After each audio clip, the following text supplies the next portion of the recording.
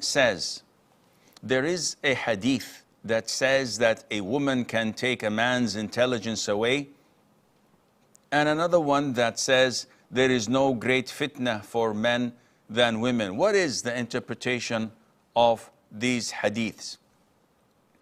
As for the hadith that we referred to in the beginning, the Prophet says, alayhi salatu wasalam, I have not seen any lacking in reason and religious commitment, but at the same time, more able to rob wisdom of the wise, except one of you women. So when they complained and inquired, why would we be lacking in reason and in religious commitment?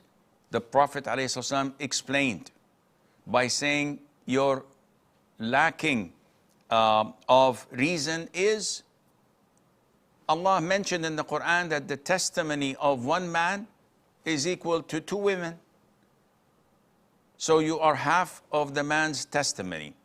And the lacking of religious commitment is that a woman has her monthly cycle, which prevents her from praying and fasting for about a week every month.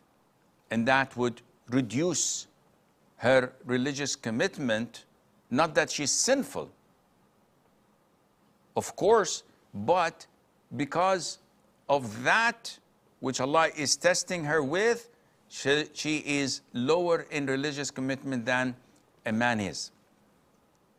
And the Prophet said, alayhi salatu wasalam, but at the same time, women are more able to rob the wisdom of a wise man. They have this wit, this ability to do such a thing with a man. So what does this mean? It means that the Prophet ﷺ is highlighting to us the fitna and the test which women impose upon men due to their nature, due to their character, due to what Allah has installed in men, where men are known to be fond of women. So women with their charm and their ways can deprive a wise man from his intellect, and they can play with him like children play with a toy. And we see this in real life. Someone who's wise, who's knowledgeable, who is sought after for his advice, all of a sudden trips and flips when a woman captivates his heart and mind.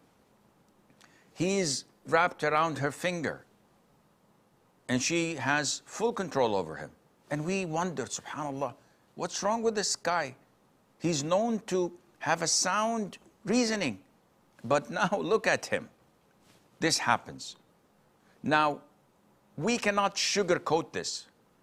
This is part of our religion, whether you like it or not, who cares? It is part of what Allah mentioned in the Quran. It is part of what the Prophet mentioned in the Hadith, that men have a higher level than women. وَلِلرِّجَالِ عَلَيْهِنَّ دَرَجَةٌ. Men have a higher step over women.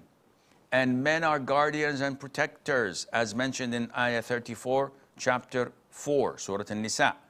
الرِّجَالُ قَوَّامُونَ عَلَى النِّسَاءِ. Men are guardians and protectors over women for 2 reasons. Number 1, because Allah favored men over women. End of the story. We can't sugarcoat this. We can't beat around the bush. This is how it is in Islam. You like it? You're more than welcome. You don't? No problem. However, this does not degrade women.